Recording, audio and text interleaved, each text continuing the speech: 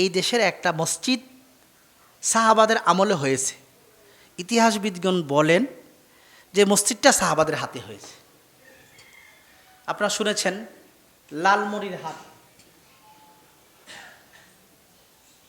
বড়বাড়ি এলাকা, ওখানে একটা মসজিদ সাহাবি মসজিদ বা হারানো মসজিদ বলে থাকে।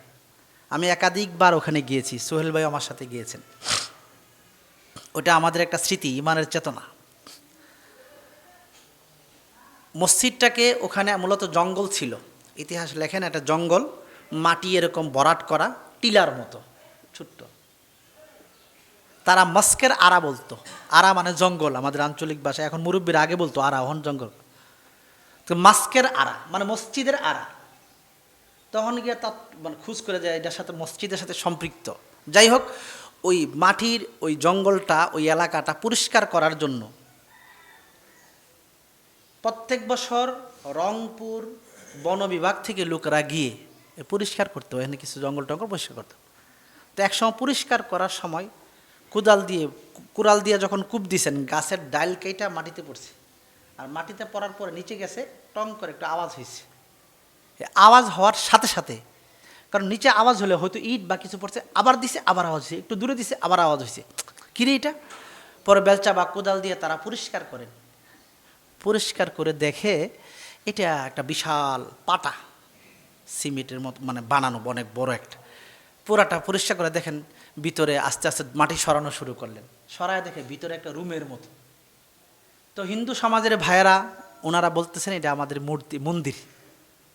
মুসলিমরা কোনো দাবি করেন নাই, কারণ হতে পারে যেটা পরিষ্কার করার পরে ভিতরটা যখন পরিষ্কার, হুবহু গড় মসজিদ যেমন এমন আছে, পরিষ্কার করার পরে ভিতরে গিয়ে দেখে একটা মেহরাব আছে। তো মেহরাব থাকা দিয়ে স্পষ্ট হয়ে গেছে এটা মসজিদ, একেবারে সেম সুন্দর একটা মেহরাব। আগেকার মোটা 4 ফুট মোটা দেওয়াল, আগে তো লাবিস ছোটো ছোটো হাতে ইট বানাইতো, ছোট্ট ছোটো ইট।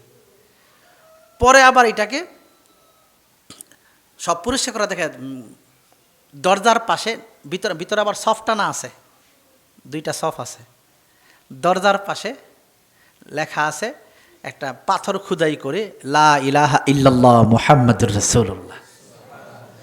এখন তো আর বাকি নেই, লেখা আছে 69 হিজরিতে স্থাপিত, আরবিতে 69 হিজরি লেখা। তাহলে স্পষ্ট হয়ে গেছে এটা মসজিদ। আলহামদুলিল্লাহ, সেখানে মসজিদ হয়েছে, একটা মাদ্রাসা হয়েছে। আমাদের দায়ী ভাইয়েরা বিভিন্ন সময় গেলে ওখানে অনেকে দেখতে যায়। মহিউদ্দিন খান সাহেব বহুবার গেছেন। মহিউদ্দিন খান সাহেবের তত্ত্বাবধানে, রহমতুল্লাহ আলাই, ওনার তত্ত্বাবধানে মসজিদের কাজ টাজ হয়েছে, এখনও আছে ওইটা। মসজিদ একটু মানে আপডেট করছে, মসজিদটা সংস্কার করছে, কিন্তু মূল জায়গাটাকে তারা গ্লাসের ভিতরে রেখে দিছে। তো ইতিহাসবিদ বলেন যে 69 হিজরিতে যেহেতু মসজিদটা হয়েছে, তো সাহাবাদের আমলের মসজিদ। তো সাহাবাদের আমল চীনে যাওয়ার সময় এদিক দিয়েই গেছেন, ওখানে তিস্তা দিয়ে গেছেন।